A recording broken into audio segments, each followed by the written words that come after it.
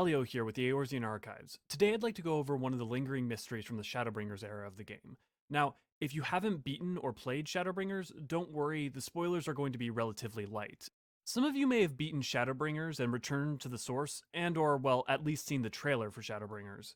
And upon doing so, realized that some of the Sin Eaters you saw you had faced before. Well, assuming you did all the extra dungeons up to Heavensward. That's right, the Karibu of Amdapor as well as the boss before it are the exact same appearance as Sin Eaters. So here's my theory as to why. First, some context on Amdapor and Sin Eaters in general.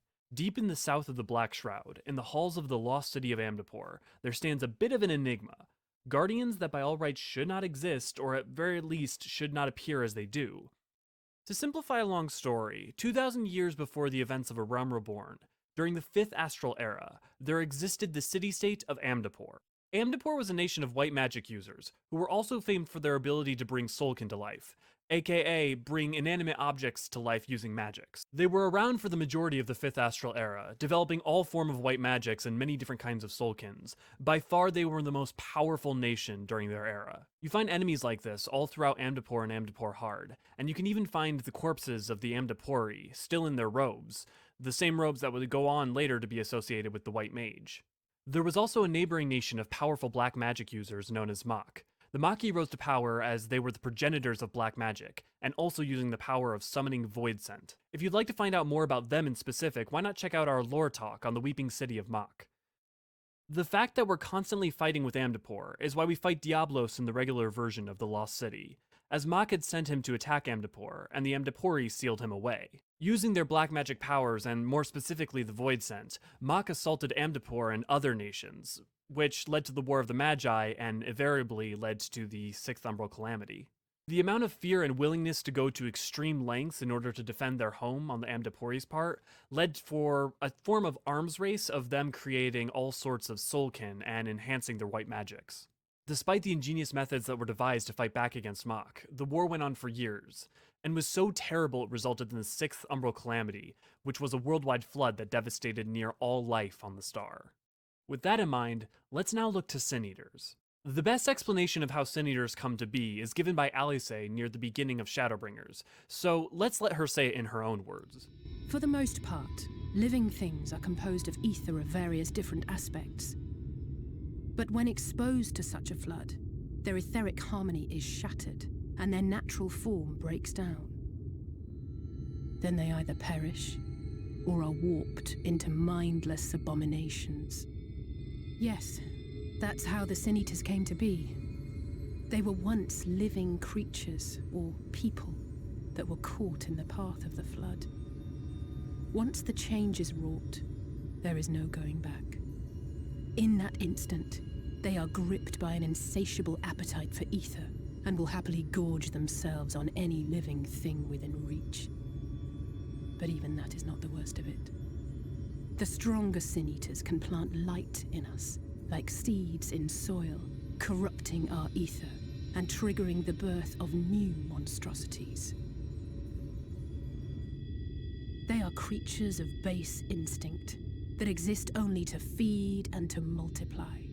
They feel no pity, know no remorse, and are utterly deaf to reason, which is why they must be destroyed. Every last one of them. When it comes to this topic specifically, Umbral meaning passive is one of the two poles that Aether can be attuned to. Umbral being passive and the other being astral, the active. This happens along with the elemental aspecting, be it lightning, earth, fire, water, wind, or ice. And since Umbral is the pole of passivity, it has a nasty habit of stealing the Aether of those who are exposed to excessive amounts of it, which results in their death. So much so that it may halt the movement of their Aether completely, like we see with the very land when it comes to the empty. Since Aether is the thing that we are fundamentally made up of and makes us run, the stilling of it is basically akin to the cessation of life, and also basically like stopping the blood in someone's veins from moving. This is how weapons like Black Rose work. The further addition of the large amounts of light Aether not only stills the person's Aether, but corrupts them, if not killing them outright. Darkness has the reverse effect, in one sense, and in the other sense a relatively similar effect. Being astrally attuned, it causes the Aether of one's body to go out of control and crazy and want to consume more, which results in what we know as the void scent. We can see an elemental version of this corruption in how the tempering of a primal invariably corrupts the elemental balance of a person's aether, and over time physically changes them into horrible elementally related creatures. Another example being the corruption of Nero's aether during his extended stay in the world of darkness. So putting all this together, we know that someone exposed to a strong enough source of light aether could have their etheric balance irrevocably changed, forcing them to be turned into a Sin Eater. From what we know, there's nothing to say that this phenomena is specifically tied to the Flood of Light or the First. It's just that those are the specific examples that are most well known, and such a rampant example of light. The only important factor here is an immense source of light aether, or white magic. Well, you can see where I'm going with this. Taking all of this into account, what if a mage of Amdapor exposed someone to a strong enough source of light aether, whether intentionally or an accident, and created a Sin Eater on the source? It would go a long way to explaining why we see more than one example of a Sin Eater represented in Amdapor's halls, and we can only assume that if these experiments did take place, that they would have destroyed the resulting creations relatively quickly, lest their corruption spread throughout the land. It's also possible that the source wasn't tilted enough towards light, and therefore there wasn't enough ambient light aether in order for a Sin Eater to corrupt another. But that's all conjecture. Either way, the creation would have been a symbol of immense power and would have stuck in the minds of the white mages who summoned it, and would make sense for them to go on and create soulkin in their likeness. It's also important to distinguish that they are soulkin. You can tell from their rocky appearance, first of all, but just as importantly, you can tell from the fact that they are brought to life through etheric means, and on top of that, their ability to speak, which no Sin Eater has shown the capacity to do, except for a rare exception. If we actually look at what the statues say, they say little more than their actual desire to defend Amdapor, and references to the Magi, who are presumably a person or group who summoned them. Beyond the text of the game, though, we also have the text of the Encyclopedia Eorzea, both volumes 1 and 2, which can help elucidate at least a little bit more to what's going on with them. Encyclopedia Eorzea Volume 1 specifically goes into the nature of Karibu and the Winged Lion. Created by Magi of Amdapor and using advanced form of golem construction, the statue is animated by the gems embedded in its chest and hands. Karibu commands formidable white magics to aid against invading void scent.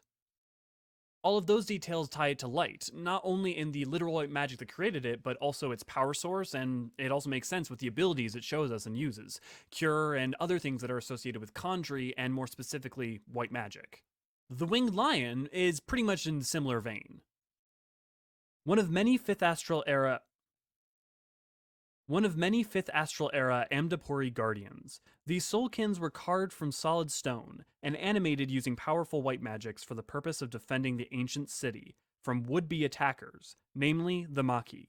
A winged lion was chosen for the design so as to engender confusion amongst their enemies. Again, not much to go on there, though that last passage is weirdly specific because the Maquis have all sorts of experience with void sense and other terrifying images, so the idea of just a lion scaring them seems weird unless the Amdapori themselves had been scared of whatever the lion was based off. Now, that is so tenuous as to be just utter rampant speculation, but it's still interesting to note, and if we add all these little tidbits together, maybe it makes something more cohesive. Encyclopedia Eorzea Volume 2 doesn't say a lot more, but the two things it says are really important to note. One of which was that the elementals of the Twelveswood were afraid of the beings that were awakening in Amdapor, and specifically not the void scent, but the statues, which is odd, unless the light within them is somehow dangerous in and of itself.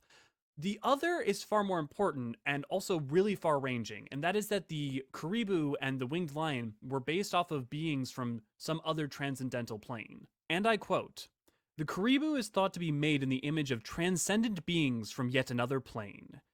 The implications of those words mean that it could be the first, it could just be literally any other spatial distortion where in some other place where light aether has permeated. So, it's possible it has nothing to do with the first, or someone creating them on the source. But the thing that's weird about that is the idea that Sin Eaters would always manifest the exact same regardless of where they were has kind of already been demonstrably proven false within the first. So it would be very odd for them to be the exact same in Karibu and the Winged Lion to exist on another different plane of existence completely. A very big piece of the puzzle, though, is, well, if they are able to be created anywhere, why haven't we seen them anywhere else, including on the source? And the important thing to understand there is that within the time of, well, frankly, throughout almost all of history, very few, if any other nations have been as magically gifted as the Amdapori, and none have been as fixated on white magic and light aether. So if we look at that, they're a very specific example of a civilization that would come about in order to bring about something like a Sin Eater, other than the, extenuating circumstances of the flood of light on the first. So there are two other sort of alternative possibilities, one of which is that the Amdapori saw something through a spatial rend, kind of alluded to before. Now, the difficulty with that is that if we assume that it was the first that they witnessed, we know through Ardbert that there's no way they would have witnessed it before the Flood of Light because of how time has worked so far, and therefore it doesn't make any sense that they would do it just through space. Now, maybe they witnessed something through time. However, the limitations on time travel in the Final Fantasy XIV universe, while seeming vague, are actually pretty clear, and the requirements are something that we know the Amdapori did not really have. So that neither of those really make sense. However, we don't know that that's necessarily impossible. A quick side note with Alexander spoilers. For those of you pedantic enough to claim, oh, there was time travel in the 6th Astral Era, remember that we traveled back in a fixed loop to that point, not they traveled forward. Ergo, there has only been time travel from the 7th Astral Era that we know of as the starting point and beyond. Anyways, without the ability to traverse time and go back to the 5th Astral Era, it's impossible to say for sure. Perhaps this is all coincidence, or the fever dream of a white magic user. In lieu of an answer, right or wrong, all we can do is conjecture and put together the puzzle pieces we have. And that about wraps things up. If you'd like to hear about more of the subjects discussed here, check out our lore talk on Mach. And also, know that there's one on Amdapor coming up real soon. I'll also have some videos on aetherology in case the whole umbral, astral, and all that jazz was a little bit confusing. On top of that, don't forget to like, comment, and subscribe. I read all your comments and they really mean a lot to me. And if you want more discussion, come join our Discord. If you're feeling especially kind, go check out our Patreon. With all of that out of the way, see you next time, fellow scholars. This content was brought to you by the Eorzean Archives. If you enjoyed this video, help us please the 12 by leaving a like and subscribing for new content every Thursday. And comment down below with any topic you'd like to see our archons cover in the future. For even more content, discussion, and exclusives, please check out our Discord and consider supporting us on Patreon.